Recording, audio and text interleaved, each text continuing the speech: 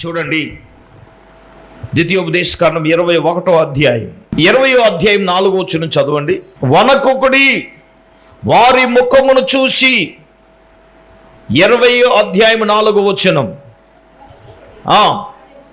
బెదరకుడి, మీ కొరకు మీ శత్రువులతో యుద్ధము చేసి మిమ్మును రక్షించువాడే మీ దేవుడని యెహోవా. హల్లెలూయా. వనకకండి, బెదరకండి. వణుకు కలగజేసేవాడు సాతానుడే కదా, అపవాదే కదా. ఏమండి, కానీ దేవుని వాక్యం ఏం చెప్తుంది తెలుసా? మీరు వనకకండి, బెదరకండి. హల్లెలూయా. మీ శత్రువులతో నేనే యుద్ధం చేస్తాను. ప్రభు ఇంత స్పష్టంగా ఎందుకు మాట్లాడుతున్నాడంటే, ప్రజలలో దైవిక భయం కలగడానికి యుద్ధం మనం చేయకూడదు, మనం ఏమీ చేయలేము. దేవుడే మన పక్షముగా యుద్ధం చేస్తాడు, దేవుడే మన పక్షముగా కార్యము జరిగిస్తాడు. కార్యము జరిగించేవాడు దేవుడే. ఆమెన్. మన వల్ల ఏం కాదు. నువ్వు ఏ విషయములో దేనికి కూడా నువ్వు భయపడడానికి వీల్లేదు, భయపడవలసిన అవసరము లేదు. అర్థమవుతుందండి? నీ పక్షముగా యుద్ధము చేయువాడు దేవుడే ఉన్నాడు. ఇక్కడ ఏమంటున్నాడు చూడండి, మీరు వనకకండి, చెప్పండి, బెదరకండి. వణుకుతున్నాంగా, బెదురుతున్నాంగా, చెప్పండి. వనకలేని వాళ్ళు, బెదరలేని వాళ్ళు చెప్పండి. మనకు ఉన్నది ప్రతిదీ వణుకుపోతున్నాం కదా, బెదిరిపోతున్నాం కదా. ఉన్నది సమస్య ఉన్నదానికంటే దాన్ని ఎలా ఛేదించాలనే దానికంటే సమస్య ఉందనే భయమే మనిషిని ఏం చేస్తుంది? గడగడ గడగడ గడగడ గడగడ వణుకుపోతూ ఉంటాం, బెదిరిపోతూ ఉంటాం. ఇవన్నీ సాతానుగా లక్షణం, బెదరగొట్టే లక్షణం, వణికించే లక్షణం. కానీ ప్రభు అంటున్నాడు, మీ కొరకు మీ శత్రువులతో నేనేం చేస్తాను? యుద్ధం చేస్తాను. యుద్ధం నువ్వు కాదు, నేను చేస్తాను. ఎవరితోటి చెప్పండి. మీరు అడుగుతున్నాను, మన శత్రువులు ఎవరండి? రోగాలే శత్రువులు. బెమ్మనంగా చెప్పారు, రోగాలే శత్రువులు. ఇంకేం శత్రువులు? అప్పులే శత్రువులు. ఎవరండి? అప్పులే శత్రువులు, రోగాలే శత్రువులు. ఏమండి? బలహీనతలే, సమస్యలే. నిజం చెప్తున్నాను, ఇవన్నీ కూడా మన మీద మన పైన శత్రువులా పోరాడుతున్నాయి కదా. రోగాలు, సమస్యలు, అప్పులు, ఇబ్బందులు, ఇవన్నీ కూడా అవి మన మీద ఎప్పుడు నిరంతరం ఏం చేస్తున్నాడు? సాతానుడు, అపవాది పోరాటం చేస్తూ ఉన్నాడు. నేనేమంటానంటే, వాటి నుంచి ప్రభు నీకు విడుదలనివ్వబోతున్నాడు. ఆమేన్. నీ బలహీనత నుంచి దేవుడు నీకు విడుదలనివ్వబోతున్నాడు. నీ అప్పుల నుంచి దేవుడు నీకు విడుదలనివ్వబోతున్నాడు. శత్రువు కోట గోడను దేవుడు కూల్చివేయబోతూ ఉన్నాడు. నీ రోగము నుంచి, నీ బలహీనత నుంచి దేవుడు నీకు విడుదలనివ్వబోతూ ఉన్నాడు. ఎస్, గొప్ప విజయాన్ని నీ జీవితంలో చూడబోతున్నావు. శత్రువైన సాతాను పెట్టే ఆ బలహీనతల్లో నుంచి దేవుడు నీ కుటుంబాన్ని దేవుడు లేవనబోతున్నాడు. ఎస్, శత్రువు రోగం రూపంలో, బలహీనతల రూపంలో, ఈ రూపంలో ఏదో రకంగా మనల్ని బలహీనపరచాలని చూస్తున్నాడు. అయితే ప్రియమైన వాళ్ళరా, దేవుని వాక్యం ఏం చెప్తుందో తెలుసా? నీ శత్రువుతో దేవుడు యుద్ధం చేయబోతున్నాడు. నీ రోగము నుంచి దేవుడు నీకు విడుదలనివ్వబోతున్నాడు. నీ శత్రువు నీ మీద ఏలుబడి చేస్తున్నటువంటి ఆ కాడిని పూర్తిగా దేవుడే విరగొట్టేయబోతున్నాడు. ఆమేన్. నీ శత్రువులతో నేను యుద్ధం నేను చేయబోతున్నాను. చూడండి, ఇదే ద్వితీయోపదేశకాండం 21వ అధ్యాయం 10వ వచనం కూడా మనం చూసినప్పుడు, నీ దేవుడైన యెహోవా నీ శత్రువులతో నీ దేవుడైన యెహోవా నీ చేతికి వారిని అప్పగించి తరువాత వారిని చెరపట్టి ఆ చెరపట్టబడిన వారిలో చూడండి, పై వచనం మనం గమనించినప్పుడు, నీవు నీ శత్రువులతో యుద్ధము చేయబడిన నీ దేవుడైన యెహోవాయే నీ చేతికి వారిని అప్పగించాను. ఎవరిని అప్పగిస్తాడు? నీ శత్రువులు నీ చేతికి అప్పగిస్తాడు. దేవుడు నీ పక్షమున చేయబోయే కార్యం అది. దేవుడు యుద్ధం చేస్తాడు కదా. యుద్ధం మనం కాదు, దేవుడే చేయబోతున్నాడు. దేవుని చేతికి మనం అప్పగించేయాలి. యుద్ధం మనం చేయకూడదు, దేవుడే చేస్తాడు. చెప్పండి, దేవునికి అప్పగించిన తర్వాత, దేవుని మీద మనం భారం వేసిన తర్వాత దాని గురించి మనం ఆలోచించవలసిన అవసరం లేదు. ప్రార్థన చేయడం, దేవునికే మనం అప్పగించేయడం. మనం ఏం చేద్దాం? ఫర్ వేకెన్సీ దేవుడు ఏం చేస్తాడో మనం చూడడం, దాన్ని అంగీకరించడం. దేవుడు చేయగలంటే దేవుడు చేస్తాడు. ఆమేన్. దేవుడు ఏం చేస్తాడు? చేస్తాడు. ఖచ్చితంగా మనం మన జీవితాల్లో దాన్ని మనం అంగీకరించాలి. ప్రభువు చేయగలడంటే ప్రభువు చేస్తాడు. చేయడానికి శక్తి కలిగిన వాడు, సమర్థత కలిగినాడు నా దేవుడు. వదిలేసేవాడు కాదు కదా. వదిలేస్తాడా చెప్పండి? అయిన వారు వదిలేయచ్చు, ఆప్తులే వదిలేయచ్చు, స్నేహితులే వదిలేయచ్చు, కానీ దేవుడు వదిలేసేవాడు కాదు. యుద్ధం మనం కాదు, దేవుడే మన పక్షముగా యుద్ధం చేయబోతున్నాడు. నీ శత్రువుల మీద జయాన్నే కాదు, నీ శత్రువులను నీ చేతికి నేను అప్పగిస్తాను అని చెప్తున్నాడు. చూడండి, ఇదే మాట యెహోషువ గ్రంథములో మనం చూచినప్పుడు, యెహోషువ గ్రంథం 10వ అధ్యాయం, దయచేసి మనము 25వ వచనాన్ని మనం చదువుదాం. అప్పుడు యెహోషువ వారితో, మీరు భయపడకండి, జడయకుడి, దృఢత్వం వహించి ధైర్యంగా ఉండండి. మీరు ఎవరితో యుద్ధం చేయుదురో ఆ శత్రువులందరికీ యెహోవా వీరికి చేసినట్లు చేయును. 42వ వచనం కూడా చూద్దాం. ఇశ్రాయేలీల దేవుడని యెహోవా ఇశ్రాయేలీల పక్షముగా యుద్ధము చేయుచుండిన గనుక ఆ సమస్త రాజులందరినీ వారి దేశములను యెహోషువ ఒక్క దెబ్బతో పట్టు. అందరూ చప్పట్లు కొట్టండి గట్టిగా. అయితే ఇక్కడ 25వ వచనంలో ఏమన్నాడు? దృఢత్వం వహించండి, ధైర్యంగా ఉండండి. మనకేముండాలి? ధైర్యం. చెప్పండి ఏంటి? ప్రజెంట్ లేనిది ఏంటంటే మనకు అదే లేదు. ధైర్యం లేదు కదా. ఏమైపోతుందో, ఏం జరిగిపోతుందో ఒక పక్కన ఆందోళన. నాకు నచ్చిన మాట ఏంటంటే ఇక్కడ దృఢత్వం వహించండి, ధైర్యంగా ఉండండి. అంతకుముందు భయపడకండి, జడియకండి. దృఢత్వం వహించాలి. దృఢత్వం అనేది స్ట్రాంగ్. అది కొంతమంది చాలా స్ట్రాంగ్గా ఉంటారు. ఏం జరిగితే జరగనివ్వండి. ఆకాశం మీదడితే నా ఆకాశానికి సొట్టడాలి, కానీ నాకేం అవ్వదని దృఢత్వం. అర్థమవుతుందా? ఆకాశమే నా మీద పడినివ్వండి, సొట్ట ఆకాశానికే పడాలి, కానీ నాకేం అవ్వదనేది దృఢత్వం. అది దేవునికి స్తోత్రం. చెప్పండి గట్టిగా హల్లెలూయా. అది స్ట్రాంగ్గా ఉండాలి. నేనేమంటానంటే, ఆ స్ట్రాంగ్ మనం ఉన్నప్పుడు సాతాను ఎంత బలంగా ఉన్నా మనం జయించగలం. మనిషి సాతానుగాడు దృఢత్వం మీదే కొట్టేస్తాడు. భయం, జడ్యం, ధైర్యం. చూడండి, 2020లో కరోనా వచ్చింది కదా. ఓ మాట చెప్పనా, చనిపోయిన వారి సంఖ్యలో ధైర్యం లేక చనిపోయిన వాళ్ళు చాలామంది. అర్థమవుతుందా?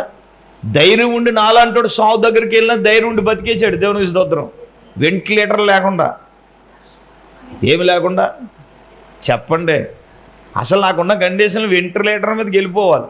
మా డాక్టర్ గారికి ఫోన్ చేస్తే, ప్రైవేట్ హాస్పిటల్కి వెళ్ళకండి బాబు, చంపేస్తారండి, డబ్బులన్నీ లాగే చంపేస్తారండి అని. మరి అలాగని గవర్నమెంట్ హాస్పిటల్కి వెళ్ళమంటే అక్కడికి వెళ్తే పట్టించుకోరండి. దాని భావం ఏంటంటే సచ్చిదేది ఇంట్లో సవరం అన్నట్టుగా. చాలామంది ధైర్యం లేక చనిపోయారు కదా. చెప్తాను వినండి, సాతానుడు కొన్ని పరిస్థితుల్లో ధైర్యం మీద కొడతాడు. అర్థమవుతుందండి? ఇప్పుడు దృఢత్వం వహించి ధైర్యంగా ఉండండి. మీరు ఎవరితో యుద్ధం చేయబోతున్నారో ఆ శత్రువులందరికీ యెహోవా వీరికి చేసినట్లే చేస్తాడు. 42 వచనంలో ఇశ్రాయేలీల పక్షముగా ఆయనే యుద్ధం చేశాడు. దేవునికి స్తోత్రం. యుద్ధం దేవుడు చేస్తే యెహోషువ ఒక దెబ్బగా వాళ్ళందరినీ పట్టేసుకున్నాడు. యుద్ధం దేవుడు చేశాడు. యెహోషువ ఏం చేశాడు? వాళ్ళందరినీ పట్టుకున్నాడు, శత్రువులందరినీ. నిజమే, నిజమే. దేవుడు మాట్లాడే మాట ఏంటో తెలుసా? మీరు ధైర్యంగా ఉండండి, ధైర్యం వహించండి, భయపడకండి. యుద్ధం మీరు కాదు, దేవుడే, యెహోవాయే మీ పక్షమున. దేవుడు ఏం చేయబోతున్నాడు? యుద్ధం చేయబోతున్నాడు. చూడండి, దావీదు అన్నగారులు, దావీదు తండ్రి దావీదుని, ఎవరే నీ అన్నగారులు యుద్ధం చేస్తున్నారా బాబు, జున్ని గడ్డలు ఇవన్నీ పట్టుకుని వెళ్ళరా బాబు, వాళ్ళు అలిసిపోతున్నారు అనుకున్నారు బాబు. దావీదు ఏం చేశాడంటే జున్ని గడ్డలు, ఆ రొట్లు ఇవన్నీ అట్టుకుని వచ్చాడు. ఎవరో దావీదు. ఎవరి దగ్గరికి అబ్బాయి? వాళ్ళ అన్నగారుల దగ్గరికి. వీళ్ళు ఏం చేస్తున్నారు? యుద్ధం చేయడం మానేసి ఆ గొలియాతుగాడు ఆరు మూల జానలు ఆడి మాటలను చూసి వీళ్ళు భయపడిపోయి, ఆడి కత్తిని చూసి, ఆ కండం చూసి వీళ్ళందరూ భయపడిపోతుంటే ఆడి ఇష్టం వచ్చినట్లు మాట్లాడేస్తున్నాడు దేవుణ్ణి. మంచి సీరియస్గా జరుగుతుంది. ఆ సిచ్యువేషన్లో దావీదు రాగానే దావీదు గారు ఒళ్ళు మడిపోయింది. రేయ్ సున్నతి లేని ఫిలిష్తీయుడా, దేవుని ప్రజలు అంటానికి నువ్వు ఎవడవరా? ఇగో నీతో నన్ను యుద్ధం చేస్తాను అని అనగానే అక్కడ ఉన్న వాళ్ళందరికీ మర్చిపోయింది. ముందు అన్నగారులే, ఏయ్ దావీదా నోర్మసాయి కూర్చో నువ్వు, ఒరే నీకు కొండల్లో గొర్రెలు మేపుకోవడం తెలుసు కానీ నీకు యుద్ధం చేయడం ఏం తెలుసురా నీకు అని ఆ నోరు మూయించేస్తే ఆ నోట ఈ నోట రాజుగారికి తెలిసింది. ఏమని? అయ్యా దావీదు అంటే ఆడ చూస్తే పొట్టుల్లో ఉన్నాడు కానీ గొలియాతు మీదకి నీ మీదకి నేను యుద్ధానికి వచ్చేస్తాను అన్నాడండి అని అంటే, ఊరే అని తీసుకురండి అన్నాడు రాజుగారు. మొత్తం మీద పట్టుకుని దావీదు గారిని తీసుకుని రాజుగారి దగ్గరికి వెళ్తే రాజుగారికి మతిపోయింది. ఎవరిని చూసి మాట్లాడినమ్మా? దావీదుని చూసి మతిపోయింది. దేవునికి స్తోత్రం. ఎరా యుద్ధానికి వెళ్ళిపోతావు అంటే వెళ్ళిపోతానండి అంటున్నాడు. అడే అన్న, అడే నువ్వురే బాలుడురా నువ్వు, నీకేమో యుద్ధం నేర్పడతాను లేదు ఆడికి చిన్నప్పటి నుంచి. ఆడి యుద్ధం నేర్పడతాను కదంటే ఈడంటున్నాడు, అయ్యా నేను కొండలోకి వెళ్ళినప్పుడు గొర్రెలు మేపుతున్నప్పుడు సింహాలు వచ్చి, ఎలుగుబంట్లు వచ్చి, నా దేవుని బలం వల్ల వాడిని ఏం చేశాను? చీల్చిపాడేసానండి. ఈడెంతాడండి అంటున్నాడు. అనగానే దావీదుని చూడగానే సౌలు సరిలేరా బాబు ఎల్దిగాని చెప్పి రాజుగారు యుద్ధానికి ఇవ్వాల్సిన ఆయుధాలన్నీ ధరింతా ఏమంటున్నాడు? అవి ఏమి నాకు వాడికి లేవు, తీసేయండి అంటున్నాడు. దేవుని స్తోత్రం. రాజుగారికి ఇంకా మతిపోయింది. ఆడేమో కవచాలు, కత్తులు, యుద్ధాలు పెట్టుకుని గొలియాతు సిద్ధంగా ఉంటే వీడు తుండుగుడ్డ కట్టుకునండి ఏమంటే 5 రాళ్ళు తీసుకుని ఒడిసిలు తీసుకుని వెళ్ళిపోయాడు. గొలియాతు చూస్తాడు, రే యుద్ధం చేసేవాడు నువ్వేరంటే ఆడి మొలన ఏముందో, ఒక తుండుగుడ్డనే, ఒక సంచి ఉంది, ఒడిసెలు ఉంది, కత్తి లేదు, కవచం లేదు. ఏయ్ నీతో నేను యుద్ధం చేస్తానని ఆడంటున్నాడు. ఒరే నేను కుక్కడంటావా, విల్లండి అంటావా, నీకు ఎలా కనపడుతున్నానరా అన్నట్టుగా చూస్తున్నాడు. దావీదు అన్నాడు, యుద్ధం ఎవరిది? యెహోవాదే. హల్లెలూయ. యుద్ధం ఎవరిది? గొలియాతో చెప్పిన మాట అంటే, యెహోవా పేరట నేను నీతో యుద్ధము చేయబోతున్నాను, యుద్ధము నాది కాదు, యుద్ధం ఎవరిది? యెహోవాదే. ఉన్న వాళ్ళందరికీ ఆశ్చర్యం వేసింది. ఎలాగ జయించగలడు వీడు? యుద్ధం ఎవరిది? దేవుడే కదా. అప్పుడు 5 రాళ్ళు ఒక రోయి తీసాడు. ఒడిసెలు తెలుసు కదా, ఒక చిక్కంలాగా ఉండి అటో తాడు ఇటో తాడు ఉంటుంది, మధ్యలో రాయి పెట్టి సమానంగా పట్టుకొని తిప్పుతారు. తిప్పి తిప్పి తిప్పి తిప్పి తిప్పి తిప్పి ఒక కొన పట్టుకుని ఒక కొన వదులుతారు. అర్థమవుతుందా? కొన ఏ వైపు అయితే తాడు వదులుతుందో ఈ వడిసెలలో ఉన్న రాయి కూడా అదే యాంగిల్లో వెళ్తుంది. గొలియాతు గాడికి ఒళ్ళంతా కవచాలి, ఇంకెక్కడ ఖాళీ లేదు. నుదుట్టున ఒకటే ఖాళీ ఉంది. అంటే నుదుట్టున గురి చూసి పెట్టారు. అర్థమవుతుందండి? పెట్టగానే ఎక్కడ తగిలింది, ఇక్కడ తగలగానే ఆ తాడి చెట్లు అంటూ ఉంటే తప్పేలు కింద అడిపోయాడు అంతే. ఏదో రాయి తగలగానే రెమ్మ తిరిగి ఏదో పడిపోతానన్నట్టుగా రెమ్మ తిరిగి పడిపోయాడు కిందకి. పరుగు నిలిపాడు. ఆడు మొలలో ఉన్న కత్తి తీసి ఏం చేశాడు, నరికాడు అనమాట. అది గొల్లియాతును చంపాడు.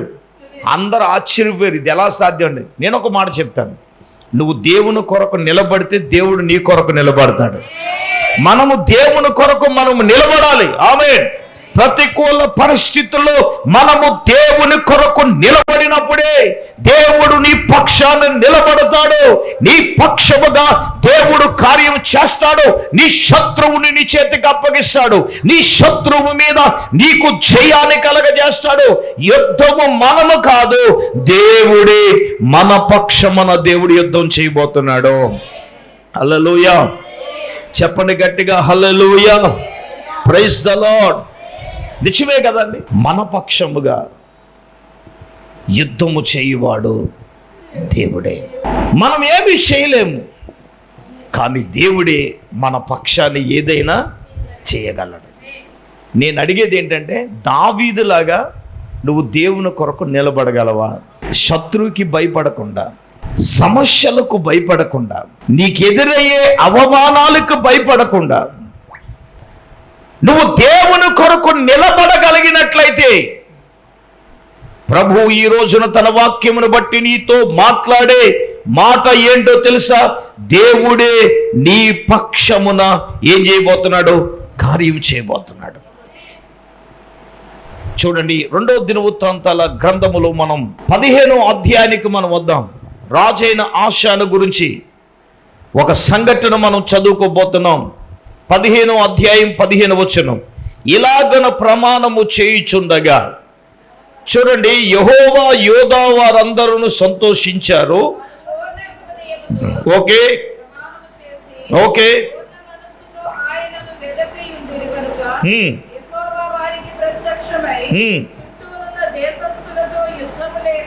ఇక్కడ మనం గమనించవలసిన విషయం ఏమిటంటే, పూర్ణ హృదయముతో ప్రమాణము చేసి పూర్ణ మనస్సుతో ఆయనను వెదికి, హల్లెలూయా, పూర్ణ మనస్సుతో దేవుణ్ణి వెదికి ఆ యెహోవా వారికి ప్రత్యక్షమైన చుట్టూనున్న దేశస్తుల్లో యుద్ధాలు లేకుండా దేవుడు ఏం కలగజేశాడటండి? నెమ్మదిని కలగజేశాడు. హల్లెలూయా. ఇక్కడ నువ్వు చేయవలసిన పని ఏంటో తెలుసా? పూర్ణ మనస్సుతో ఆయనను వెదకి. ఎవరిని వెదకాలి? ప్రభువుని వెదకాలి. ఎలాగండి? పూర్ణ మనస్సుతో నువ్వు దేవుణ్ణి వెదికితే యెహోవా వారికి ప్రత్యక్షమై, నువ్వు దేవుణ్ణి వెదికితే దేవుడే నీకేమవుతాడు? నువ్వు దేవుణ్ణి వెదికితే దేవుడే నీకు ప్రత్యక్షమై, చూడండి, చుట్టూనున్న దేశస్తులు యుద్ధాలే లేకుండా దేవుడే ఏం చేస్తాడు? నెమ్మది. నీ కుటుంబాల్లో నెమ్మది లేదు.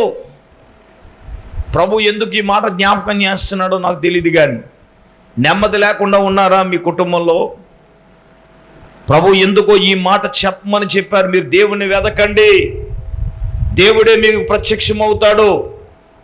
మీ కుటుంబాల్లో మీకు ఏం కలగజేస్తానంటున్నాడని దేవుడు? నెమ్మదిని కలగజేస్తానంటున్నాడు.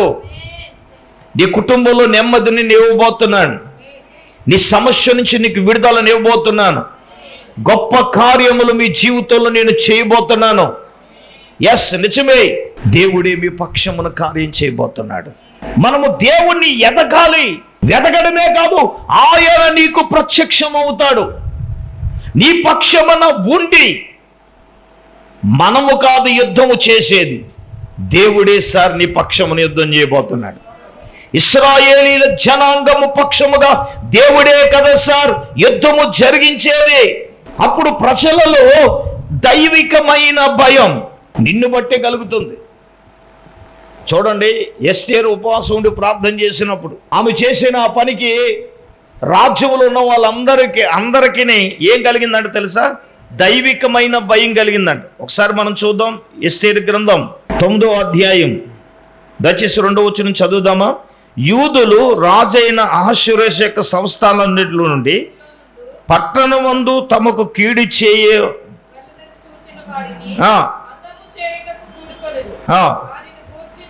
చూడండి, వారిని గూర్చిన సకల జనులకు భయము, చూడండి, సకల జనులకు భయము కలిగినందున ఎవరును వారి ముందర నిలవలేక మొర్దెకైను గూర్చిన భయము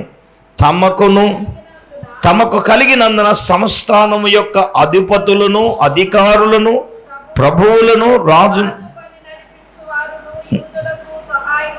దేవునికి స్తోత్రం, హల్లెలూయ. నేను అంటాను, దైవిక భయం ఉన్నప్పుడు మనల్ని చూసి భయపడతారు. ఈ జోలికి వెళ్ళకూడదు. చూడండి, ఇస్సాకుకు పంపించేశారు ఫిలిష్తీయులు. మళ్ళీ వచ్చారుగా, బాబు దేవునికి తోడై ఉండడం మేము చూసాం, నువ్వు యెహోవా చేత ఆశీర్వాదం ఉందినవాడని చూసాం, కాబట్టి నిన్ను సమాధానంగా పంపించేశాం, కాబట్టి నువ్వు మమ్మల్ని నేను మీకేం చేయలేదు, నువ్వు మాకేమీ చేయకూడదు. చూడండి, ఇప్పుడు మొర్దెకై యొక్క భయం యూదులందరి భయం ఉన్న వాళ్ళందరికీ కలిగింది కదా. దేవుడే ఆ భయమును కలిగేటట్టుగా దేవుడు చేస్తాడు. కొన్ని ఇన్సిడెంట్లు వాళ్ళకు భయం కలిగిద్దని నీ జోలికి రారాళ్ళు. అర్థమవుతుందండి బాబు, వీడి జోలికి వెళ్ళకూడదు.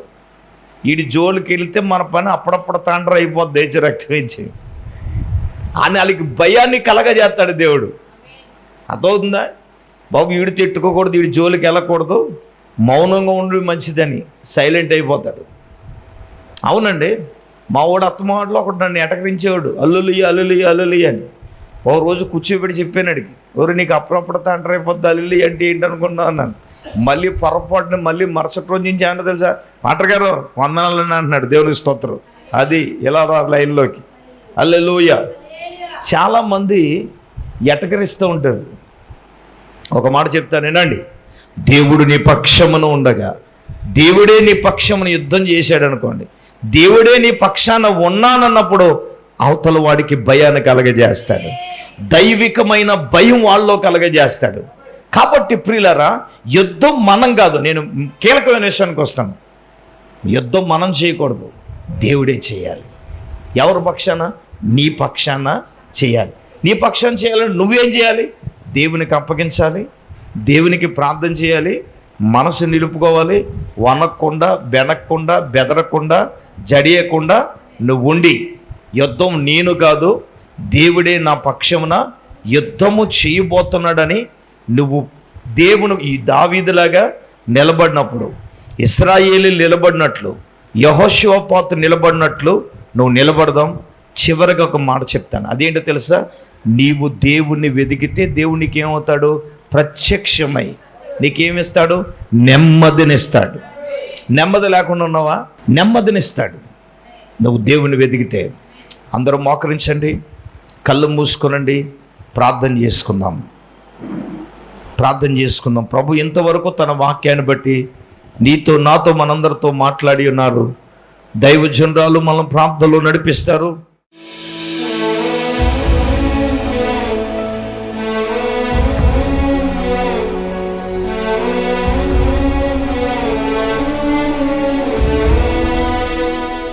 స్తోత్రం స్తోత్రం స్తోత్రం స్తోత్రం స్తోత్రం స్తోత్రం.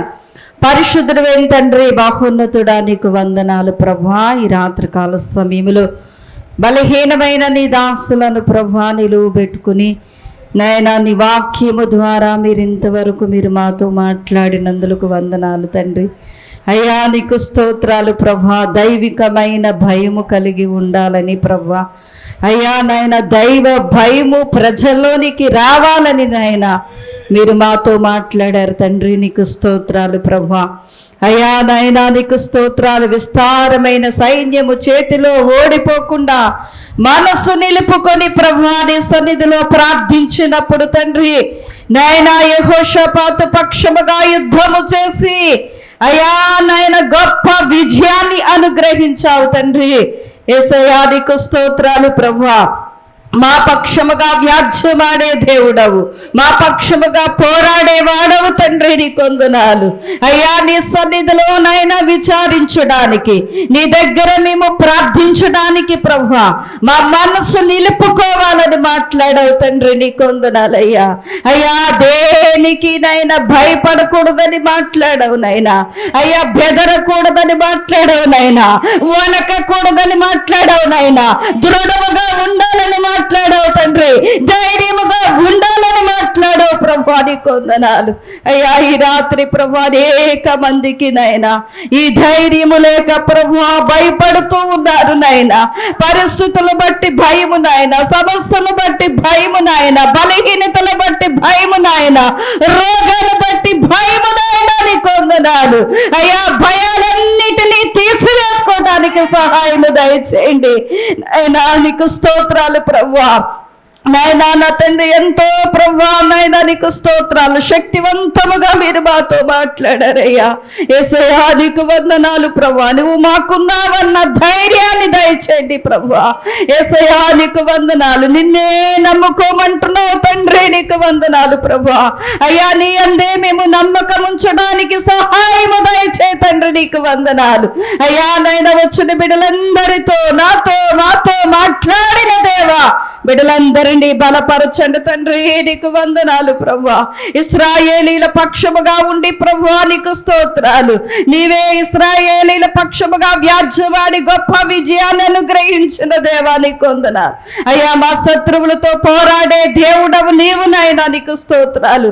మా పక్షముగా యుద్ధము చేసేవాడవు నీవే ప్రభువా అయ్యా. నాయనా నా తండ్రి నీకు స్తోత్రాలు. యెహోషువ పక్షముగా ప్రభువా యుద్ధము చేసి వారిని యెహోషువ చేతికి అప్పగించిన తండ్రి నీకు వందనాలు అయ్యా. మా శత్రువులను మా చేతికి అప్పగిస్తానని ప్రభువా వాగ్దాన పూర్వకంగా ఈ రాత్రి మీరు మాతో మాట్లాడినందుకు స్తోత్రాలు. నీకు స్తోత్రాలు నాయన అయ్యా. నాయన పూర్ణ మనసుతో నిన్ను వెదకాలని మాట్లాడావు తండ్రి. నీకు వందనాలు అయ్యా. నాయన పూర్ణ మనసుతో నిన్ను వెతికితే నువ్వు ప్రత్యక్షమవుతావని నాయన నీకు వందనాలు. యుద్ధములు లేకుండా నెమ్మది కలుగు చేస్తానని మాట్లాడావు తండ్రి. నీకు వందనాలు. ఈ రాత్రి ప్రభువా ఈ మాట్లాడి నీ మాటలు మా హృదయాలలో భద్రపరచుకోవటానికి సహాయము దయచేయండి నాయన. నీ పక్షముగా దావీదు అయ్యా ఫిలిష్తీయునితో యుద్ధము చేయటానికి వెళ్ళినప్పుడు ప్రభువా నాయన దావీదు చేతికి నాయన ఫిలిష్తీయుని అప్పగించిన దేవా నీకు వందనాలు. ఈ రాత్రి విత్తబడి నీ మాటలు మా హృదయాల్లో నీరు కట్టి ఫలింపజేసి మహిమ పొందమని యేసయ్య పరిశుద్ధ నామములో ప్రార్థన చేసి అడిగి వేడుకొనుచున్నాము మా పరమ తండ్రి. ఆమేన్. మన పరమ తండ్రి అయిన దేవుని ప్రేమ, మన ప్రభువును రక్షకుడైన యేసుక్రీస్తు ప్రభుల వారి యొక్క దివ్యమైన కృప, పరిశుద్ధాత్మ దేవుని యొక్క అన్యోన్య సహవాసం ప్రభు బిడ్డలారా ఇక్కడ కూడుండలకు సదాకాలము తోడైనను గాక. ఆమేన్ ఆమేన్.